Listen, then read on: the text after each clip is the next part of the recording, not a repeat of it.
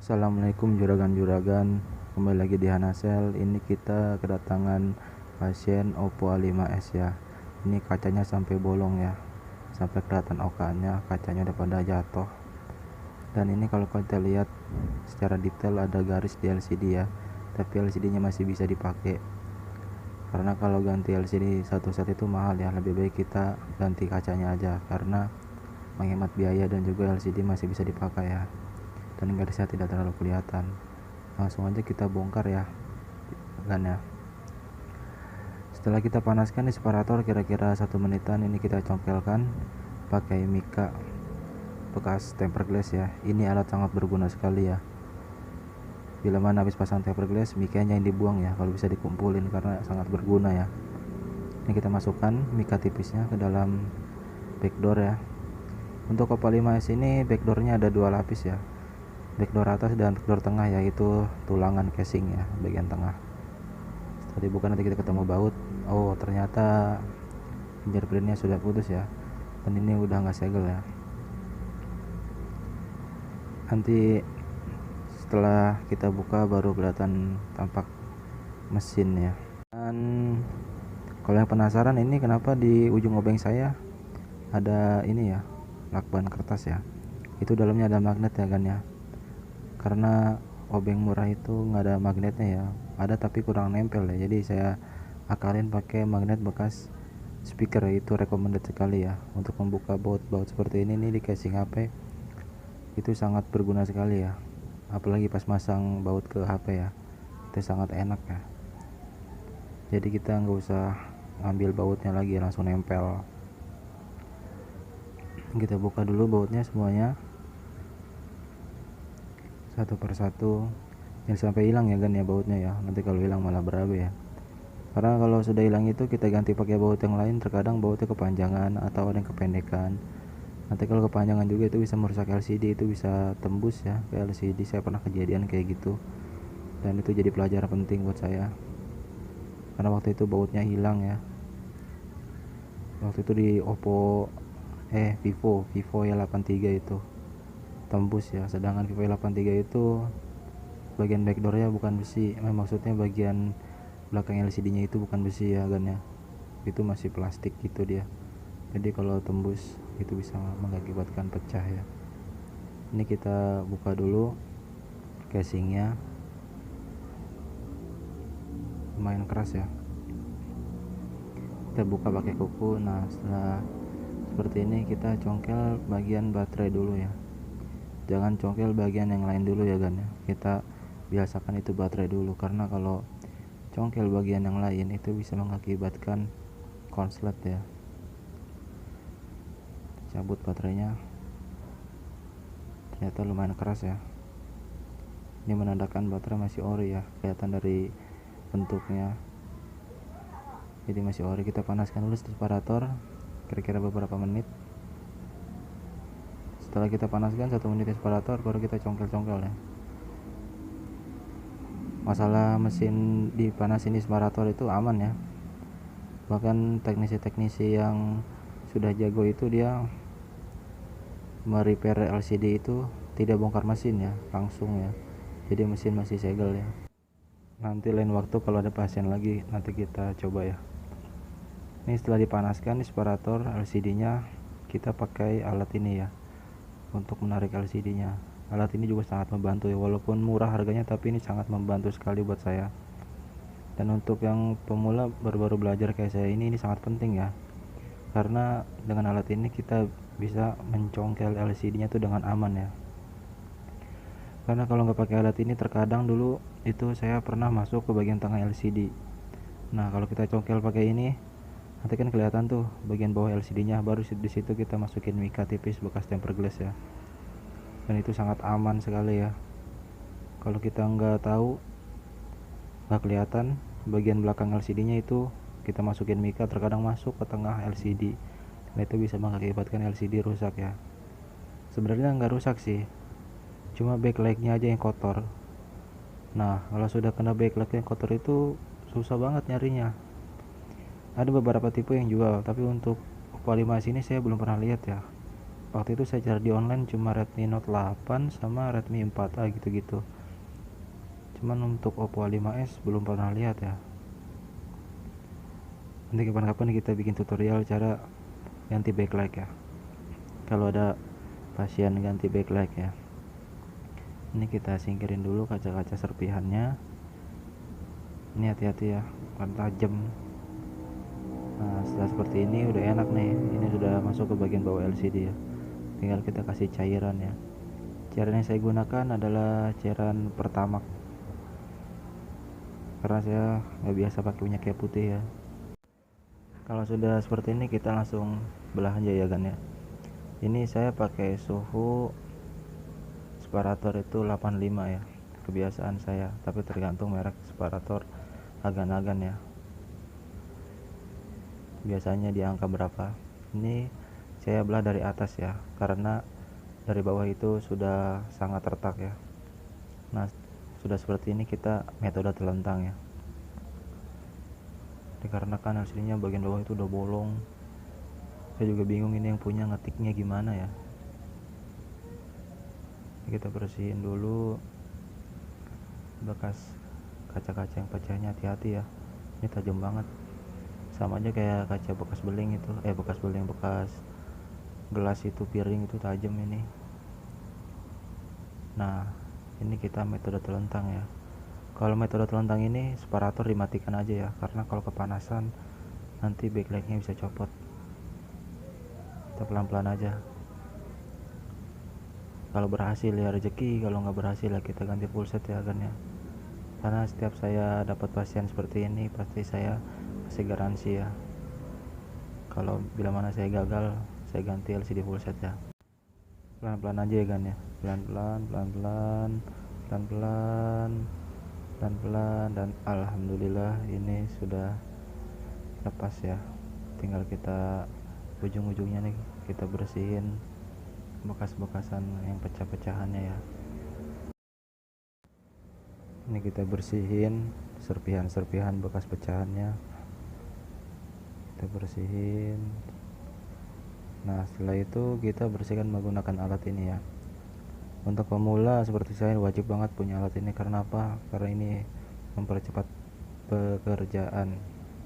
Setelah dibersihkan kita tes ya, nggak ada cacat ya, masih bagus ya, tapi garisnya nggak hilang ya. Memang kalau garis itu nggak bakal hilang, harusnya di bonding kayak teknisi TV itu, dia kalau garis di bonding yang saya tahu ya, tapi nggak tahu sih, saya belum pernah nyoba juga.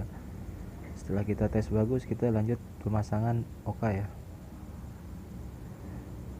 Di sini saya menggunakan glass yang sudah ada okanya ya.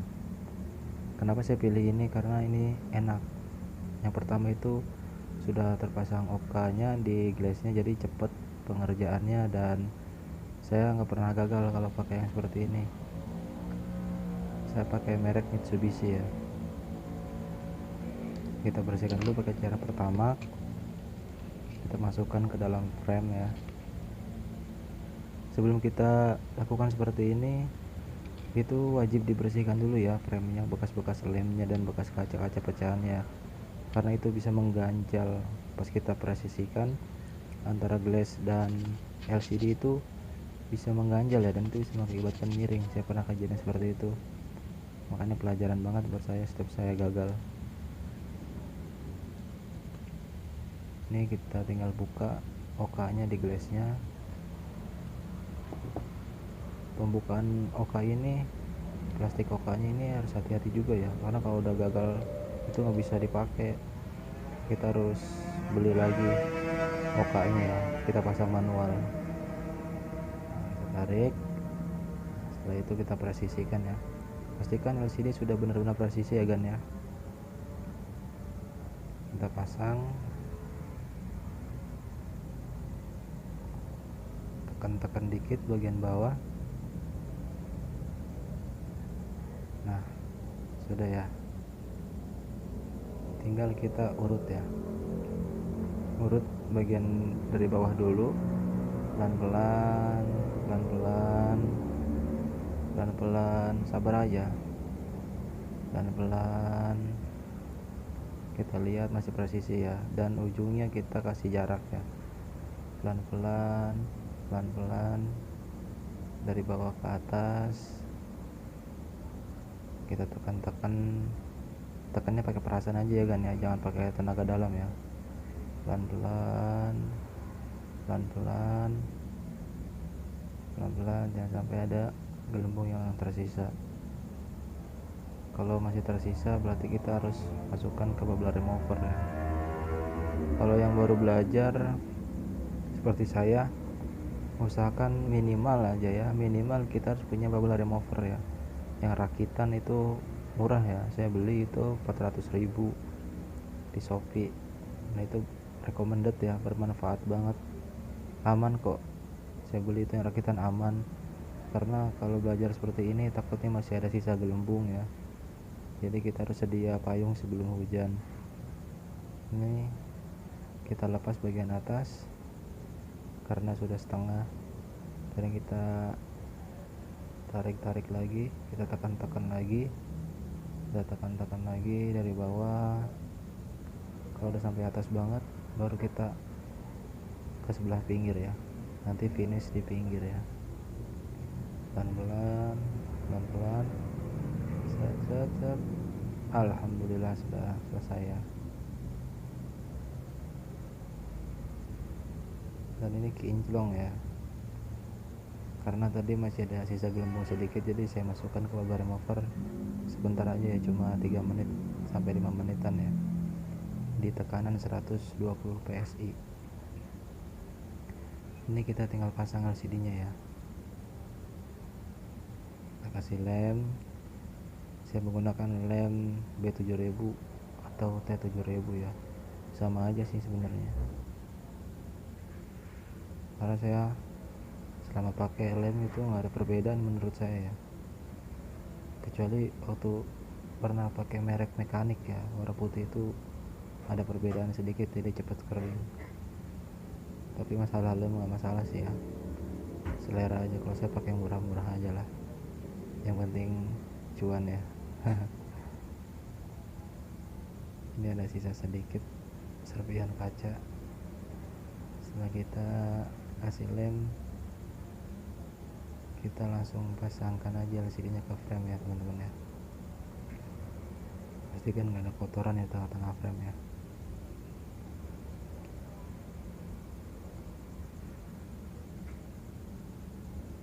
Kita masukkan LCD nya ke dalam frame. Ini ada stiker baterai ya, kita masukkan ke dalam frame. Selagi lemnya belum kering kita usap ya, biar merata di atas supaya cahayanya nggak rembes. Nah nanti kita kalau sudah selesai semuanya, sebelum dikasih user pasti saya bersihkan dulu ya, biar kinclong ya. Kalau kinclong rapi, user juga senang ya.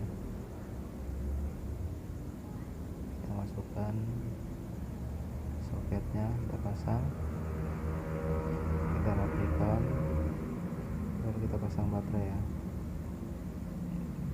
Oke, sudah selesai ya, alhamdulillah ya.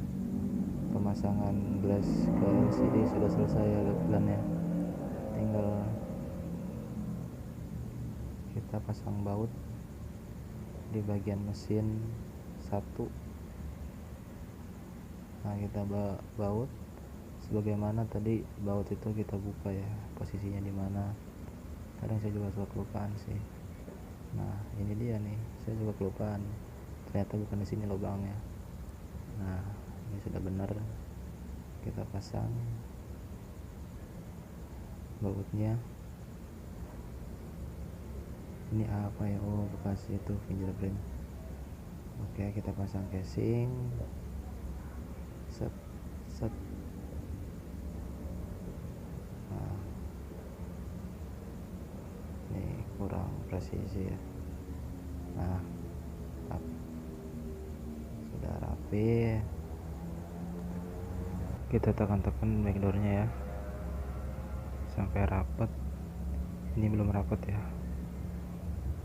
kita lihat dulu, takut ada yang mengganjal. Karena kalau backdoor seperti ini, kalau sudah dibaut itu, kalau sudah kita pasang semuanya, ternyata kita lihat masih ada yang belum rapat, itu ribet ya, harus dibongkar dulu ya. Takutnya ada antena yang kejepit atau apa gitu yang mengganjal, kita harus bongkar ulang. Kita pasang bautnya satu persatu seperti sebagaimana tadi kita bongkar ya. Kita pasang satu persatu.